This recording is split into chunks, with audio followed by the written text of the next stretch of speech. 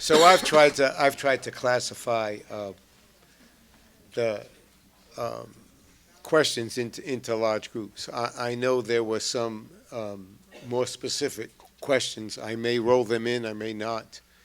If you don't get your question answered, two different things that can happen. Number one, try and catch us. We move fast, but try and catch us. And secondly, Perry at times puts some of the questions and answers up on the BPD, the NEA.BPD website. So I apologize ahead of time, and the new ones I got to try and put together while the other ones talking. So I apologize ahead of time if your question doesn't get answered. I have to try and decide how many questions, what would appeal to most people. There were a series of questions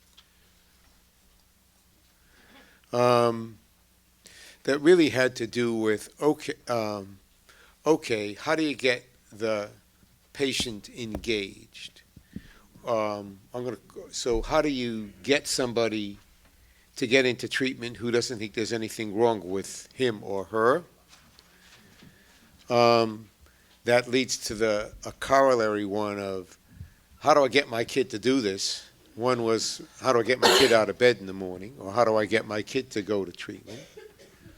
And another one that was related to that came, I think, from a family practitioner who who asked, so how would I pick this up in my office? So that's not quite in that category, but I'm going to toss that out. So how do you get people to think about getting treatment when they feel like it's the world, or they feel like it's not my problem, or stuff like that?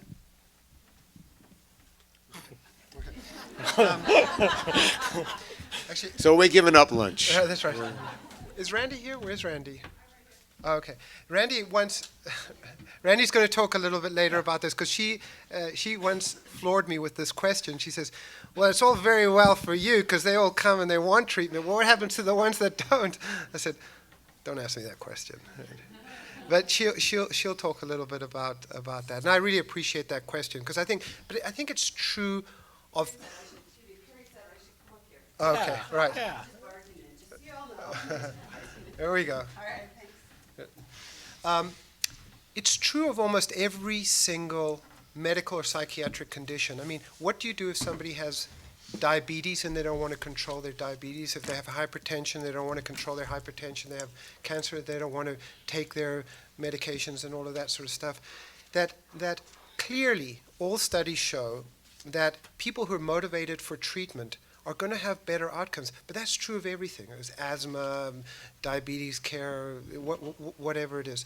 Within DBT specifically, they built in some motivational strategies that's built into the initial interview that tries to get the person engaged. Because the thing about it is that most people with BPD, irrespective of a treatment or not, a lot of the ones who come in have been in traditional psychotherapies where they just talk. So what do you do?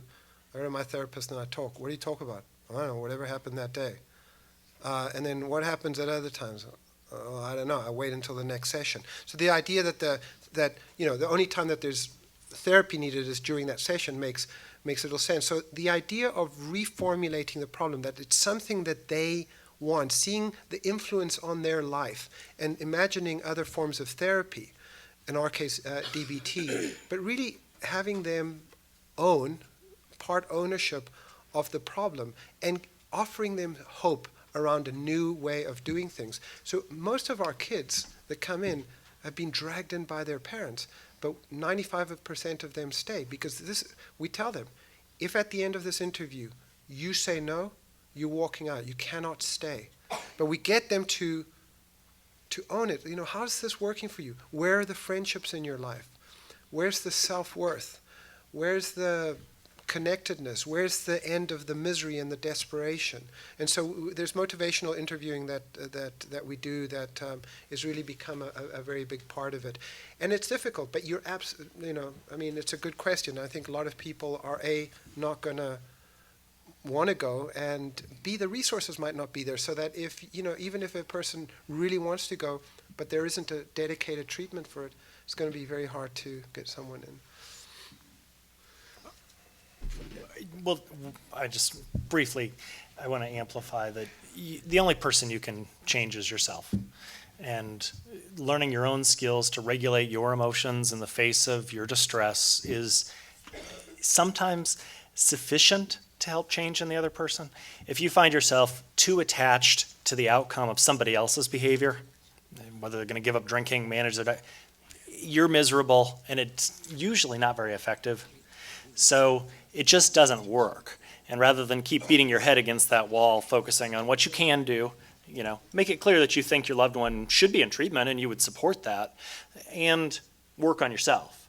And that recipe it's in some ways it's disappointing, but in some ways it's what you can do, and accepting that you actually can't change another person. That said, I think there are limits to what you can tolerate, and being clear about your own limits, if it's a relationship you're in or financial support for your loved one and that kind of stuff, just being clear about your limits. But coercion and threats usually, they just tear apart relationships and don't help very much. All right, I'd like to take a stab at that. I guess my qualifications for talking about this is that since 1995, I have been talking to family members, mostly partners, on the internet through a community called Welcome to Oz, and that's generally the number one question asked. And since 1996, I've paid attention to what it is that gets people into treatment, and I can tell you it in 2 words, basically: set limits. Because when and I'm talking adult to adult here, not child, so I'm not speaking for Blaze. But what happens is, in the population that I deal with, is the way that the borderline person manages their emotions is by projecting out their pain in one way or another to those around them. Through raging, through accusations, through a million things that try to make you feel bad. And they're not. I'm not saying that they're trying to make you feel bad about themselves. They're just trying to get out of their own pain by focusing outside themselves. No, not all people with BPD are like that, but for those who don't want to get into treatment, they're doing that. And when you set limits on their behavior, well, I'm going to explain how to set limits, and it's not trying to enforce something like that the way I'm phrasing it, but when you set limits on what you're going to tolerate and not tolerate, they really don't have any choice, and that pain starts getting back to its owner, and it's not getting back out to you. And when that happens, you may not see a change in how they feel, but what you see is a change in their behavior. And once their behavior changes a little bit, they start getting along better with you, and then they start to absorb some of that love that you can give them back. And you start healing the relationship when you're not being yelled and screamed at, because in my opinion, it's hard to give love in a relationship when you're being screamed at. I just want to say one quick thing about trying to get the person into treatment by telling the person they need treatment. If the person is actively looking for help and is saying, God, something is wrong, I don't know what it is, what could it be? By all means, try to help them or suggest it. But again, story after story after story after story I get, it's very, very, very, the person gets very volatile. And in one case, somebody actually tape recorded what happened, and the woman who was told that she needed treatment says, "What are you saying? Are you saying I need drugs? Are you trying to put me on drugs? Is that what you're doing? You're trying to put me on drugs? You say there's something wrong with me, you're trying to put me on drugs?" And then it just got over and over, and blaming from there. So if you see that doesn't work, be very, very cautious. I often think that, though it's often hard in the middle of an argument with somebody, to make sure you put in two words. One word is I'm worried that you're, and the second word is that you're so unhappy. And the I'm worried is you own the feeling. You're not saying that they're doing anything, but I'm worried. And I might be an over worrier. You can leave it at that. And that you seem so unhappy. And when you go for the unhappy, it's not depressed. It's a word that people can identify with. And maybe you can touch that chord. Maybe that's a connection that they appreciate how you feel, or that you appreciate how they feel. I'm sorry. So I try and do variations and permutations on that theme with people, but I often then try and leave it, and it's often hard. I'm a professional, so it's not happening in my own family when I say this. And just as an aside, someone asked the question of why we use BPD rather than borderline personality disorder. We're just using BPD because we have limited time, and you can, or if you've got a paper and you can only do 3,500 words, BPD is 1, borderline personality disorder is 3. So it's just a convention. I just say it's really up to them. It's really up to them. I can't force them to do it. I just have this worry, and I'm sorry I have the worry. The second question, it's a large one, and maybe everybody can answer it, is two things. One thing is, how do you diagnose or how do you differentiate these people from bipolar disorder or depression, or what is the difference between borderline depression and depression. And the second part of that, and there'll be 3 parts, is then what kinds of questions or things do you want to know that might help you clarify that in adolescents or in adults? And there was a third question, well, what about all the stuff like research? Can we do studies about neuroimaging? Can we do studies with respect to looking at neurotransmitters that might help us make the diagnosis? I'll take brief stabs at all 3. In terms of making the diagnosis, what I look for is what I emphasized in my portion this morning is, are the symptoms fueled interpersonally? So bipolar disorder, classically, a sleep deprivation, studying for a test could prompt a manic episode, could prompt a depressive episode, absolutely. Actually, it's a little bit less likely that the other interpersonal stressors do it. But with borderline, it's all prompted interpersonally. And I think that way of thinking is really helpful diagnostically. The question of research is important. Last year, there were about $6 million spent by the National Institutes of Mental Health on research for borderline, and that's not much. Schizophrenia, by comparison, is over 300 million, and not suggesting schizophrenia needs less. Obviously, it's a terrible mental illness that needs substantial research. But given borderline's prevalence and the fact that there are wide gaps in our understanding of the basic neurobiology of this condition, we would really need a lot more going on, and it's certainly worth supporting. Those of you who want to sublimate your frustration into advocacy, it's a great opportunity. So I've had a slight difference of opinion with John and others on this interpersonal element. I think it's very familiar to me, and absolutely many of the problems do get triggered by this interpersonal idea. But I said to one of my trainers, I said, what would a borderline look like on a desert island?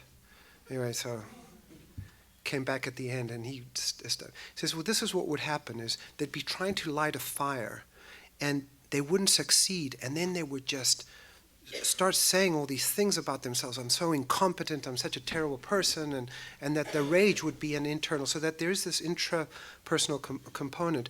I think that but the majority of it is, I think it's somewhat academic, because the majority of it is what we experience in our daily lives on both sides of the equation.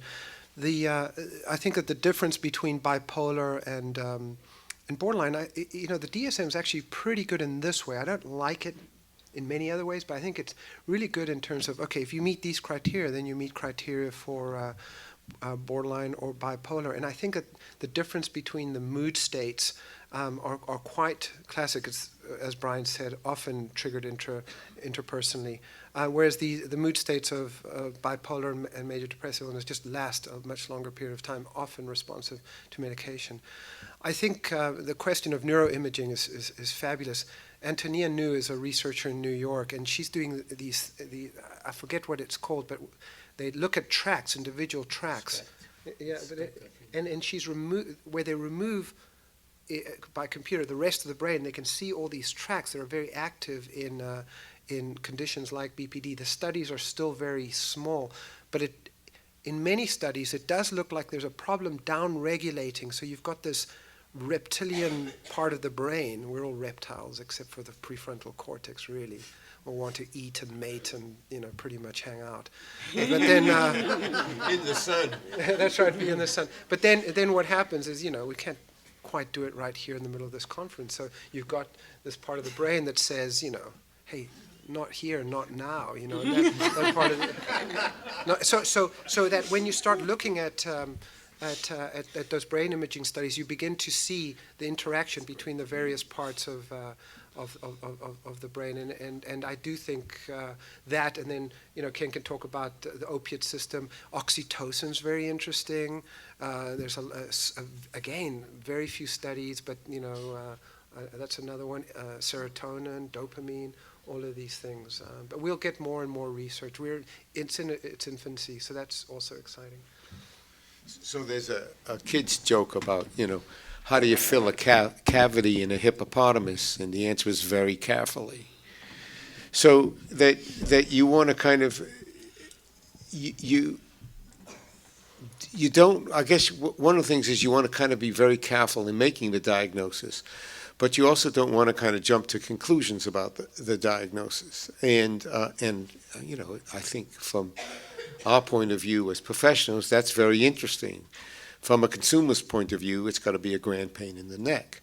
But what Blaise says is important. There's a lot of neuroimaging data out there, and it's very, very interesting and very, very fascinating, but we just don't have enough data that tells us what it means. And so to do those kinds of studies with the purpose of making a diagnosis, the numbers just don't exist. If you look at neuroimaging studies of almost any psychiatric disease, we talked about this last night, that what you would find is the prefrontal lobes, which are the inhibitory lobes, which kind of tone down that overactive amygdala, seem to not be as active as they should be, so they don't tone down that overactive amygdala, so the amygdala overreacts to all four of those emotional states as shown on the faces that Brian had shown.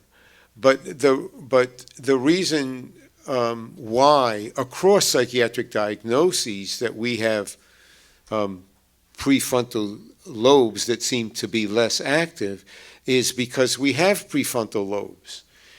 Most animals don't have foreheads. What sits in our forehead is our prefrontal lobes. And those prefrontal lobes try and inhibit the part of us that want to eat and have sex and not be here or even have to think, but, satisfy our impulses. So when you have a dysregulation disorder, or you have a person who seems to be behaving outside of the expectations of what societal norms are, and you give them neuroimaging, lo and behold, their inhibitory processes aren't so active. But that cuts across diagnoses.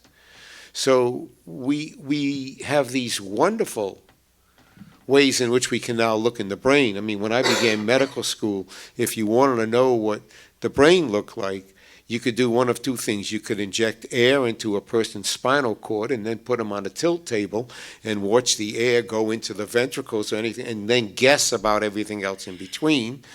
Or you could inject their arteries with dye and see whether the arteries were kind of misplaced geographically. And now we can actually see inside the brain. but we need to, and it will give us lots of data, but we're not there yet. We're just not there in knowing what all of it means. So I think, I'm inherently a clinician, and I think that by asking the right questions, what I wasn't joking about the car talk, by asking the second or the third level questions, and trying to put those together gives you good clinical material. As a clinician, we need to believe everything our patients say, and we need to always be skeptical.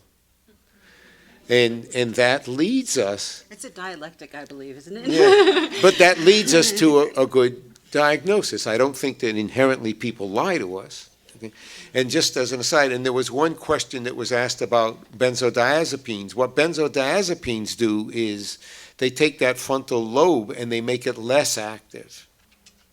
So that's the reason why you might want to use that only really acutely and not regularly, because these aren't people who necessarily need less disinhibition, but they also work, on other anxiety centers. So you can use it short term, and they also have kind of addictive potential, and we could kind of talk about that later. But it is getting to noontime, and Wait, can I just Sure, take a sure. quick stab? I'm going to take a quick stab at this answer. If you have somebody in your family who doesn't want to go into treatment to get a diagnosis, you may walk around wondering, should I really be here? Because after all, I don't really know that my family member has BPD. I guess I'd like to point out two things. Number one, the coping skills that I give and that other people give, I think work well whether or not somebody has BPD. I mean, when you look at what you learn in family connections and in validating people's emotions and all that kind of stuff, it really just is good interpersonal communication stuff. So I guess that's the one thing. So I wouldn't really worry about it so much. And the other thing is that I have a lot of people come and tell me, well, they were diagnosed with bipolar disorder, but when I look at the criteria for borderline, it sure does fit a lot better. And then I have clinicians tell me, well, I couldn't tell them she had BPD, so I had to tell her she had something, and they reimbursed for bipolar disorder. So I guess I just want to point that out. And then the one other thing real quick, Marsha Linehan pointed out about the difference between BPD and bipolar is that with bipolar, you have basically, my understanding is either you have mania or you have depressive behavior going up and down and up and down. But when you have BPD, you have all the emotions going up and down. So if it's disgust, if it's anger, if it's this, if it's that, you got a lot other kinds of emotions going on. so maybe we could take 5 more minutes, because I want to. You made me think about a couple of things, and I want to ask people's opinion. Just two things about the bipolar borderline stuff. I mean, that basically borderlines, when they're emotionally up, dysregulated, but up, if you want to put it that way, are always very sensitive to the interpersonal situation. And bipolars, it feels like you've been run over by a tractor trailer. They couldn't give a damn about it, and they're not even seeing you. They're so hyped. So that's one of the ways to kind of think about that. And Harold Konigsberg did a good study where he showed that the emotional ability in borderlines is between depression, anger, and anxiety. And I think Brian mentioned this a little bit, but it's rarely elation, And when a bipolar patient is really bipolar, it's almost impossible not to laugh at them, even though you'd like to kill them. And one rarely wants to laugh at a borderline patient, but we regularly want to kill them. And if there are borderline patients in the audience, I apologize. I'm not really saying that to insult you, because I think you would probably like to kill us equally well, because of the frustration and the way people feel disconnected. So I apologize. I didn't mean to insult it, but just to kind of use that kind of. I thought I was going to be the Descriptive. controversial one. Oh, well, so you can come and give me a noogie at lunch. But I guess that two questions were raised, and I guess that I wanted to. That's what Randy made me think about. The two questions were: how do you talk with someone who's been really given the wrong diagnosis, or you believe has been given the wrong diagnosis, or they've been called bipolar, or they've been called depressed, or that they have had trauma or believe that they've had trauma and that all the problems are related to the trauma. And then on the other side is how do you get people off of medications when they're on too many medications, when there is an attachment to the medication that may be stronger than the effectiveness of the medication might require. Thanks for those easy questions. One last word on mania, that there's a sleep-deprived energy enhancement in a manic episode. So people who have less sleep have more energy when they're manic. That's not true for anyone who's not manic. That would be the other important way to tell.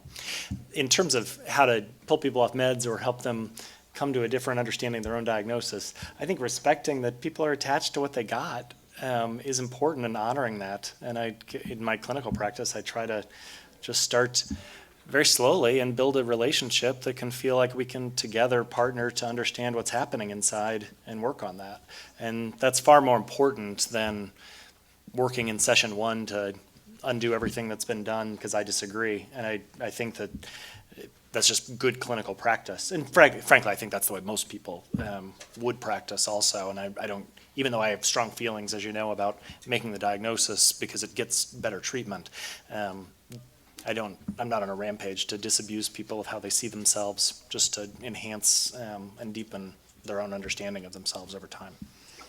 Can I be a politician and not answer the question, but answer a question I've wanted to answer? Oh, sure, go ahead. It's like, okay, this is the You've Republican. done the same question at the last 7 conferences. That's right, that's right. Just one last thing, because a lot of parents who come into our unit, this is completely aside, will often say, am I to blame? And I remember in the early days, I would go to great lengths to say, look, this is not a blame condition.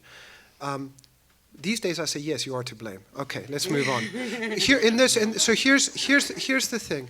The thing about it is that parents often get caught, God, did I change the diapers right and all of that? It doesn't matter, you're here now. And if just answering that question is going to make a difference, then I'll just say, okay, yes, let's move on.